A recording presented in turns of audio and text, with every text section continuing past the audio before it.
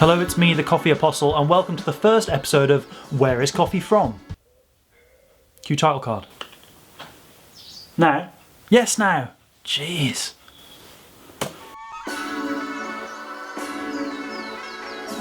If this is your first visit to the Apostle Roastery, welcome. If you've already been here before, welcome back. Either way, I hope you've taken the time to subscribe below and give that notification bell a little tap so you don't miss any future episodes. Today I'm putting on my BBC hat. Okay, so I don't have a hat, but if I did, I'd be wearing it because I plan to inform, educate and entertain you. It's the BBC's mantra. We are going to look at where coffee is from. I'm not talking about when a mummy coffee loves a daddy coffee very much. I'm talking about countries of origin. And today's country of origin is... yes, Colombia, home of... No! Stephen! You watch far too much telly, you know that.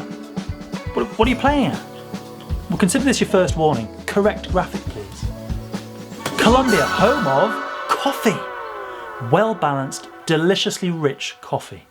Now, Colombia is one of the most well-known coffee regions of the world, and we're about to find out why. Coffee and Colombia are like Forrest Gump and Jedi. Colombia is the world's third largest coffee producing country behind only Brazil and Vietnam. But compared to these two countries, Colombia almost exclusively grows high-end Arabica beans. Now there's a reason that Colombian coffee is so well known, and that's because of its characteristics and flavour profile.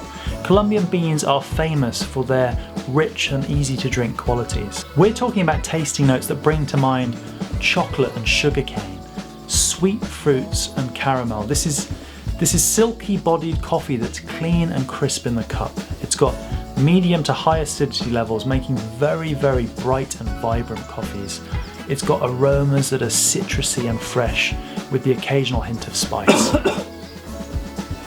Yeah, sorry, I got a little carried away there. Anyway, the point I'm trying to make is that Colombian beans have the characteristics that make for such a pleasing cup of coffee. They will mellow out and balance even the worst attributes of some other coffees, making them the perfect partner for a blended coffee, where they're mixing Colombian with other varieties. This is why Colombian coffee is so often the choice of darker roasts and espressos. Now, Colombian beans often result in a taste that's familiar and reassuring to us. Now, why is that? Well, it's because most of the time when we start out on our coffee drinking journey and we're going to these horrendous places with copyrighted colour schemes and recognisable logos, we're most likely drinking Colombian coffee. Colombian coffee is typically from 4 plant varieties. That's Typica, Bourbon, Caturra and Maragogi. And these can come from any of the 22 distinct growing regions of the country. Now, it's a big old place for growing coffee, and to help, the industry has broken it into 3 separate areas: northern, central and southern. Yeah, clever, I know. But the majority of coffee is grown in 2 areas.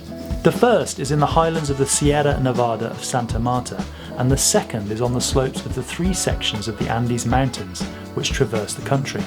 A larger region in the centre of Colombia totals nearly 14,000 square kilometres and is known as the Colombian coffee growing axis. Now, the beauty of Colombian coffee is that it is grown on relatively small farms on quite steep hillsides, which makes machine harvesting almost impossible. As such, the beans are carefully hand-picked, ensuring that the quality of beans is incredibly high when compared to somewhere that is more efficient but less critical of the cherries that are being harvested.